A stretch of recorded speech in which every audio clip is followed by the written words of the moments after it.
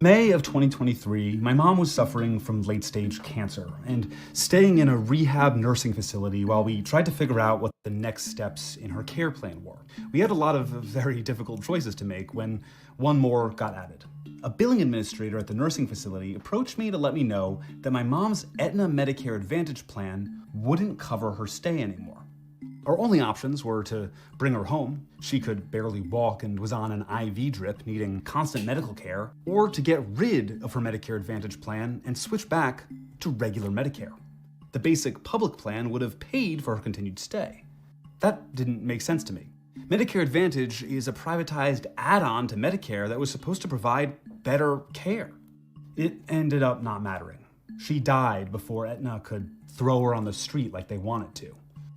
Medicare Advantage is just one part of our broken system, but I want to use it as an example of why things are so broken. You might think you already get it. The American healthcare system sucks and is far too expensive. But it's not just because it's not free. We're going to look at where all this money is actually going. How a surprisingly influential vinyl record drop from an unexpected artist helped get us here, and who we're now depending on to fix all of this. When you get old enough, 65, you're eligible for Medicare. Medicare has 4 parts, A, B, C, and D. All 4 parts make up about 10% of the federal budget. Medicare Part A is completely free. It's what you paid for in taxes for working all those years. It covers hospital visits. Medicare Part B is an optional add-on. It costs around $175 a month. It covers preventative care and necessary procedures. A and B are fully administered by the government, and the vast majority of their budget, that's taxpayer money and that monthly payment for Part B, are spent on actual care, 98.6%. The other 1.4% goes towards paying for the people who literally work for Medicare, processing paperwork and whatnot. Then there's Part C. I just want to point out that the most comprehensive socialized healthcare coverage in this country outside of the veterans services is literally Medicare. And even that, you have to pay additionally $175 fucking dollars to get preventative care. This is the most cooked nation on earth, brother. The most cooked nation on the fucking planet. What's shocking is not that someone shot a CEO for a healthcare insurance company. What's shocking is that it hadn't happened before. Okay? We are so fucking cucked and so fucking cooked. Oh my Lord. Medicare Part C is also called Medicare Advantage. It's an alternative to traditional Medicare that replaces Part A and B with one plan. Medicare Advantage is not administered by the government. It's administered by everyone's favorite entity, private insurance companies, who get paid by the federal government and a monthly fee from the elderly person being insured. Medicare Advantage is heavily advertised, using all of the elderly's favorite celebrities. Hi, William Shatner here with an important message about your Medicare benefits. The ads use Medicare branding to convince seniors these plans are more connected to real Medicare than they are. Images of healthy, active seniors, and promises of lower out-of-pocket payments and more coverage. They don't include important information like plan quality ratings or the other hard facts about coverage. They even go further and offer gift cards and other financial incentives to sign up, like a timeshare or something, which the elderly also love. Since my mom's gone, I have to help with a lot of my dad's healthcare. I've noticed that when I go to refill his prescriptions at CVS, which owns Aetna, the insurer, they have a little quiz, like an evil BuzzFeed, where you can determine what Medicare plan is right for you. And it seems like no matter what I input, it always gives me an Aetna Medicare Advantage plan. That's the same one my mom had when she was denied comfort and dignity in her final days.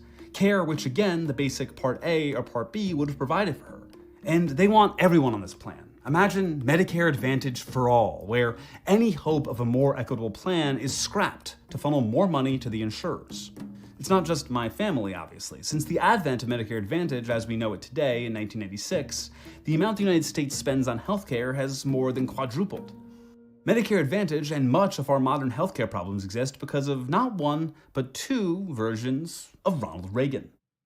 In the late 1950s, a fully government-funded healthcare plan for the elderly was actually a possibility. Congress saw two bills that put forth plans for national insurance programs for everyone receiving Social Security, the elderly, in exchange for a small increase to Social Security payments. Early versions of the bill saw the plan as mandatory, but an alliance between private insurers, the American Medical Association, and others who profited off the existing system, which was already predatory, did not want to see that happen. So they released a secret weapon, Operation Coffee Cup. A key element of the campaign was this vinyl record. The AMA drafted who was then just a young actor to record Ronald Reagan speaks out against socialized medicine. The record was sent out to doctors' wives. It was 1961, okay? Yo, comically evil. Ronald Reagan took a paycheck from every corporation before he became this fucking... Before he became... Again, another puppet for corporations by becoming the president. But like, directly as an actor, he did this shit as well. Play for their friends to convince them not to support the healthcare bills, like a Tupperware party for predatory privatized medicine. The record attacked the plans for being controlling. And pretty soon, your son won't decide when he's in school where he will go or what he will do for a living. He will wait for the government to tell him where he will go to work and what he will do. And implored the wives to contact their congressmen to fight the bill. If you don't, this program, I promise you, will pass just as surely as the sun will come up tomorrow. And behind it will come other federal programs that will invade every area of freedom as we have known it in this country. Until, one day, as Norman Thomas said, we will awake to find that we have socialism. Reagan mocked advocates of the bill. They say, what would you do? Throw these poor old people out to die with no medical attention? That's ridiculous, and of course, no one has advocated it. I don't know, Ronnie. That sounds a lot like what happened to my mom. A version of the healthcare bills did pass, creating something similar. Like, America is not to the Medicare only evil. Today. America is not only evil, but it's also like comically evil. But with an important change. It wasn't mandatory. That left a lot of power with private insurers. Then, as president, Reagan signed the Tax Equity and Fiscal Responsibility Act, which made a few changes to that existing Medicare program. Importantly, it made it legal for Medicare to contract with private insurance companies. So in the 60s, actor Reagan gave the industry the gift of making Medicare optional. And then in the 80s, President Reagan gave them access to even the folks who were on the government plan. That bill allowed for the creation of Medicare Part C, which eventually became Medicare Advantage in 1996. Since then, we see a lot of the same arguments about why privatized insurance and healthcare is better than public. They said a government plan would be more expensive. They said it would destroy choice and give worse quality of care. And they dropped what was the scariest word of that century, communism. Universal healthcare would be using your tax dollars to support other people, they warned. Medicare Advantage, specifically, shows why each of those arguments is total bullshit. One is the expense. Does Medicare Advantage, adding privatization to a public plan, save anyone money? Well, no, it's costing taxpayers way more. Most estimates find that Medicare Advantage plans cost the taxpayer between $300 and $1,400 more per patient than traditional Medicare. And that's when the plan's working as intended. One study found that just the amount of corrupt overcharges that Medicare Advantage charges the system costs taxpayers more money than all normal Medicare programs combined. In the next few years, Americans are expected to pay nearly $1 trillion in taxpayer money for overpayments. That brings us to choice and quality of care. If it's that expensive, it must be better, right? No. Medicare Advantage denied more prior authorization requests and more necessary care than Medicare, especially in rural hospitals.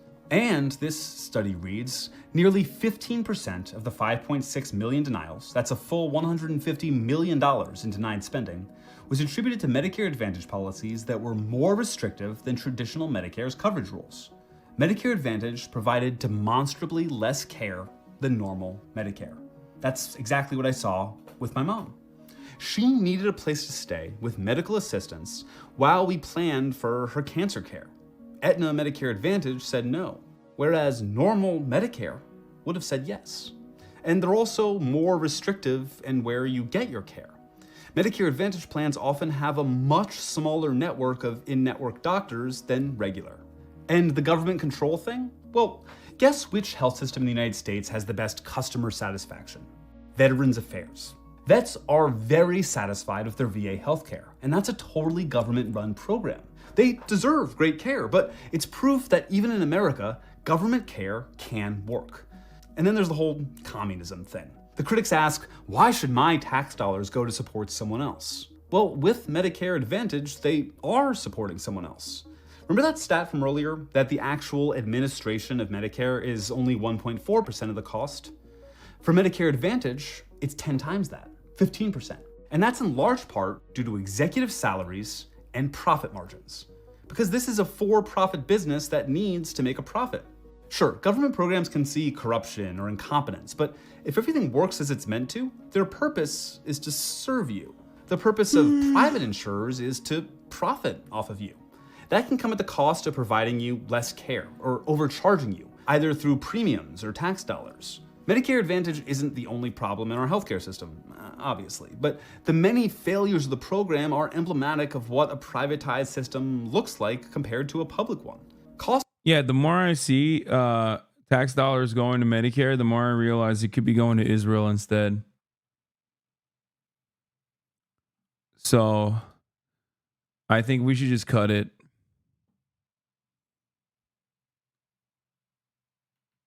Honestly. Costs aren't rising because of any technological or other miracle advances that are saving lives. Between 1999 and 2021, the average cost of a hospital stay in America increased 161.7%, far outpacing inflation, without any significant increase in life expectancy. And that's for all the same reasons Medicare Advantage is broken. For-profit companies have devised ways to skim more and more money off of the ill and the taxpayer. We have a new administration coming in, led by a man who is supposedly the master of negotiation. But as of now, regular Medicare can't negotiate with healthcare providers, while the for-profit version can. If President Trump really wants to help Americans and has the power of the art of the deal, shouldn't he be getting us deals where we, the people, pay less for our healthcare, both as patient and as taxpayer? And then there's Elon Musk's new Department of Government Efficiency that promises to cut trillions of dollars in government spending. Senator Rick Scott is one of the Congress members who's sitting on a new Senate caucus that's going to be advising DOJ, sorry, I can't say that with a straight face, on where to make trims. What sort of cuts would someone like Scott, whose company had to pay a $1.7 billion fine for defrauding Medicare and Medicaid, possibly recommend? And wouldn't the best way to save taxpayer money be to cut out the corporate profiteers transferring your money to their pockets? Contractor profits are the tax that we spend the most on and get the least out of. Replacing Medicare Advantage with a fully nationalized program for everyone, not just the elderly who opt in, would help with all of this. It would take negotiating power away from the healthcare companies, as they'd only have one customer, and it would cut out the opportunities for corporate profit to siphon money away from taxpayers and people who need healthcare. But so far, it's not looking good. President Trump's pick for running Medicare, Dr. Mehmet Oz, has long been a proponent of Medicare Advantage for all, taking the popular language of real healthcare access advocates and using it to push for a fully for-profit system, with all of those problems I outlined above, enriching greedy insurers at the cost of everyone else. Oh my God, we're gonna get Medicare for all, but for profit. Oh my God. Oh my God, Americans are so stupid. We're such a stupid country. We're so fucking cooked. My mom wouldn't have survived even if Medicare Advantage were better. She was far too sick when she first went to the hospital. I don't blame her death on their greed. But seeing how easily they denied her care on the supposedly better plan when the normal government plan would have taken care of her made me very angry. And that's a rage that the incoming administration needs to take straight to the insurers, to the healthcare providers, and to all of the profiteers if they aim to keep the promises they made to all of us.